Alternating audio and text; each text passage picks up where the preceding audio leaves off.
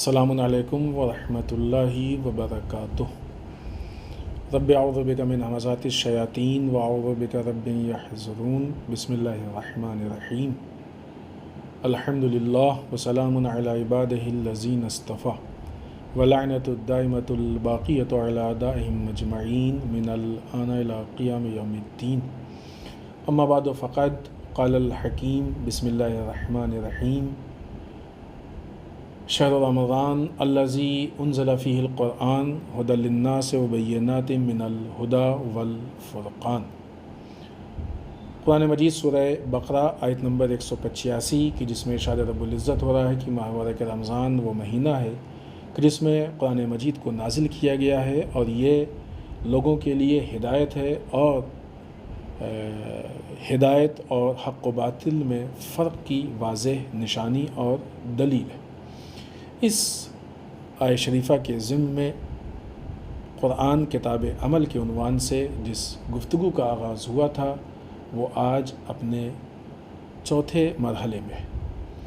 कल की गुफ्तगू में जो मारूज़ात और जो बातें हमने आपकी खिदमत में अर्ज़ की वो ये कि खुदावंद मुताल ने कुरान मजीद सूरह जुमा आयत नंबर 5 में वो लोग कि जिन्होंने तौरेत को उठा तो रखा था लेकिन उस पर अमल नहीं किया था, समझा नहीं था, उसकी मिसाल गधे की दी है।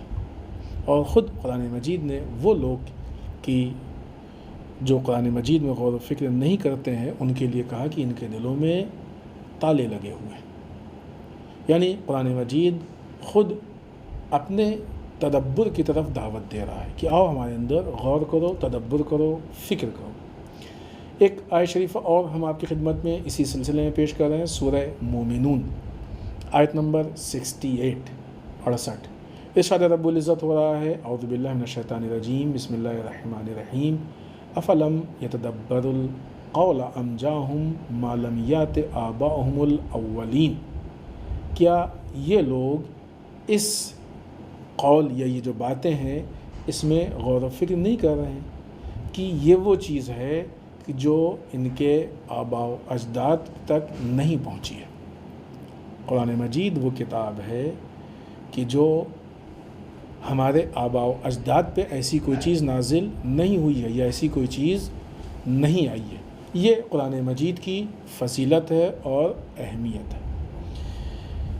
सवाल इस बात का हमारी गुफ्तगू उस पर हो रही थी कि शहर रमज़ान अल्लज़ी उन्ज़िला फ़ीहिल क़ुरआन हुदल लिन्नास व बय्यिनातिम मिनल हुदा वल फ़ुरक़ान।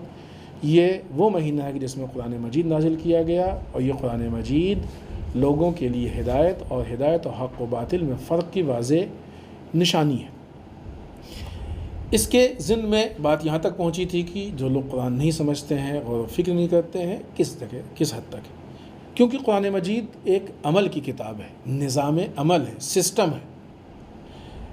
लिहाजा सवाल इस बात का है कि कुरान मजीद क्यों इतना गौर व फिक्र के लिए दावत दे रहा है। जैसा कि हमने अर्ज़ किया कि कुरान मजीद अमल के लिए है, निज़ाम है, सिस्टम की किताब है। आप तर्जुमे के साथ कुरान मजीद को अगर अल्लाह तौफ़ीक़ दे तो तफसीर के साथ कुरान मजीद को पढ़िए, तदब्बर तभी होगा। अल्हम्दुलिल्लाह बहुत सारी ऐसी तफसीरें हैं कि जिनका उर्दू और इंग्लिश में भी तर्जुमा हो चुका और बेहतरीन तफसीरें, तो आप पढ़ें कुरान मजीद को तफसीर के साथ। बाज़ ऐसे शहर हैं, हमारे जवान हैं कि जो हफ्ते में एक दिन कुरान मजीद की नशिस्त या बज़्म रखते हैं। मतलब ये कि वो सब जमा हो जाते हैं, एक आयत को इंतखाब किया जाता है पहले से और वो लोग उस आयत शरीफ़ा के मुताल्लिक़ तर्जुमा और तफसीर पढ़ के तैयारी करके आते हैं और फिर वहाँ पे आके उस आयत शरीफ़ा की तफसीर को जो किताब में लिखी है, अपनी तरफ से नहीं, ज़ाहिर सी बात है, नौ नज़रिया दे सकते हैं, उसको आके पॉइंट्स की शक्ल में बयान करते हैं। फिर उसके बाद अगर कुछ रह जाता है तो दूसरे लोग उसको पूरा करते हैं। अगर इस तरीक़े से ये नशिस्त या ये बज़्म हमारे यहाँ राइज हो जाए तो जो हमारे और कुरान के बीच में दूरियाँ हैं वो ख़त्म हो जाएंगी। क्यों? इसलिए कि कुरान ख़ुद कुरान फ़हमी की दावत देता है। कुरान का समझना हमारे लिए अहम है और ज़रूरी है। अगर हम नहीं समझ पाएंगे कुरान तो हम उस निज़ाम तक नहीं पहुँच पाएंगे कि जिस पे अमल के लिए खुद क्या होगा उस निज़ाम पे अमल करने का। उस निज़ाम पे अगर अमल करें तो क्या होगा। مولا کائنات حضرت علی بن ابی طالب علیہ الصلوۃ والسلام کی جن کی شہادت اسی عظیم مہینے میں واقع ہوئی ہے کہ جس کے متعلق رسول اللہ صلی اللہ علیہ وآلہ وسلم نے خطبہ شعبانیہ میں بھی اشارہ کیا ہے. دو جگہ پہ ہم مولا کی بات کو آپ کے لیے کوٹ کریں گے، نقل کریں گے. ایک خود امام علی فرماتے ہیں کہ علیکم بکتاب اللہ من عمل بہ سبق، تمہارے اوپر ضروری ہے کہ اس کتاب کی طرف رجوع کرو. تمہارے اوپر ضروری ہے کہ اس کتاب کی طرف رجوع کرو، یعنی اس کی طرف جاؤ. رجوع یعنی غور و فکر کرو. کیوں؟ من عمل بہ سبقہ، جو اس پہ عمل کرے گا سبقت حاصل کر لے گا، وہ آگے بڑھ جائے گا. کتاب عمل ہے اور ایک ایسا نظام ہے کہ جس نظام پہ انسان عمل کرے گا، کہ جب انسان اس نظام پہ عمل کرے گا تو یہ نظام اس کو آگے لے جائے گا، یہ نظام اس کو آگے کی طرف. دوسری جگہ خود مولا کائنات کی وہ مشہور وصیت کی جو ضربت لگنے کے بعد مولا کائنات نے یہ وصیت کی تھی، اور اس وصیت میں جہاں بہت ساری چیزیں امام علی نے نقل کی ہیں، وہ کچھ جملے ہیں جس میں اللہ اللہ کر کے آپ نے باتوں کو نقل کی، جس میں مثلا خانہ کعبہ کو تنہا نہ چھوڑو، بہت ساری چیزیں ہیں. اس میں سے ایک بات آپ نے قرآن مجید سے متعلق ذکر کی ہے. اللہ اللہ، دیکھو قرآن کو تنہا مت چھوڑنا، ایسا نہ ہو کہ دوسری قومیں اس پہ عمل کر کے تم سے آگے نکل جائیں. مولا کہنا ضربت لگنے کے بعد جو وصیت کر رہے ہیں اور جن چیزوں کا ذکر کر رہے ہیں اس میں سے ایک چیز یہ ہے، اور یہ بات اور وہ دونوں تقریباً وہی مفہوم ہے. وہاں پہ بھی یہی عرض کیا امام نے کہ جو اس پہ عمل کرے گا وہ سبقت حاصل کر لے جائے گا، وہ آگے بڑھ جائے گا. اور یہاں پہ بھی کیا، ایسا نہ ہو تو قرآن مجید کو مت چھوڑنا، ایسا نہ ہو کہ دوسری قومیں اس پہ عمل کر کے تم سے آگے نکل جائے. لہٰذا دو چیزیں ہیں قرآن مجید کے عمل کو لے کے.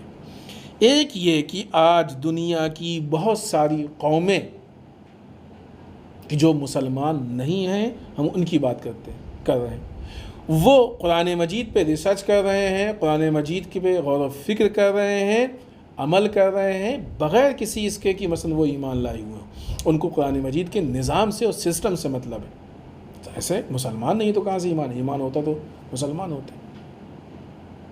ابھی ہم آگے ایک پورا سبجیکٹ آپ کی خدمت میں عرض کریں گے، اورینٹلزم، کہ جہاں پہ انہی چیزوں پہ ریسرچ ہوتا ہے، غور و فکر ہوتا ہے.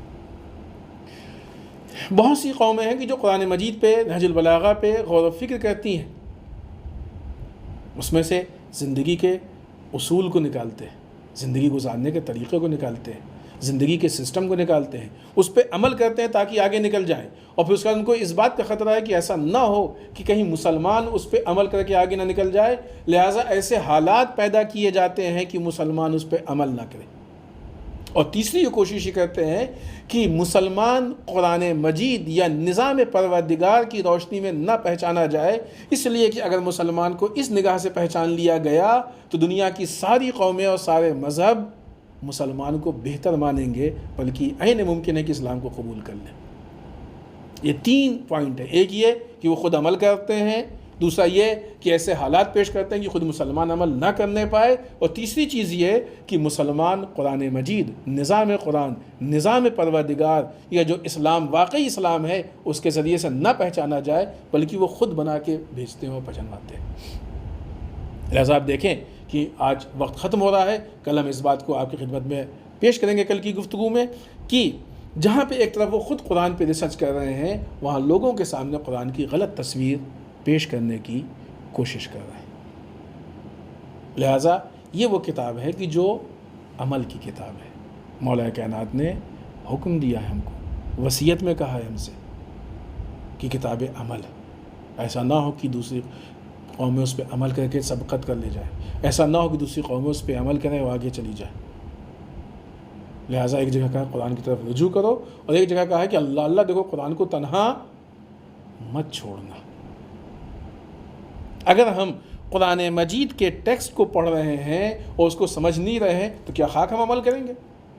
ہمیں معلوم ہی نہیں کہ اس میں کیا لکھا ہے، کیا ہم کو حکم دیا جا رہا ہے، تو کیا عمل کریں گے ہم اس پہ؟ عمل کرنے کے لیے سمجھنا ضروری ہے. بغیر سمجھے ہم کسی چیز پہ کیسے عمل کر سکتے ہیں؟ لہٰذا آپ دیکھیں تو جہاں کثرت کے ساتھ قرآن مجید کی تلاوت ہوتی ہے، وہیں پہ قرآن کے سمجھنے کے لیے ہم اس سے بہت دور ہیں، جس کو خود قرآن مجید نے کہا ہے کہ ہمارے دلوں میں تالے لگے ہوئے ہیں، اس لیے ہم نہیں سمجھ رہے ہیں۔ والسلام علیکم ورحمۃ اللہ وبرکاتہ۔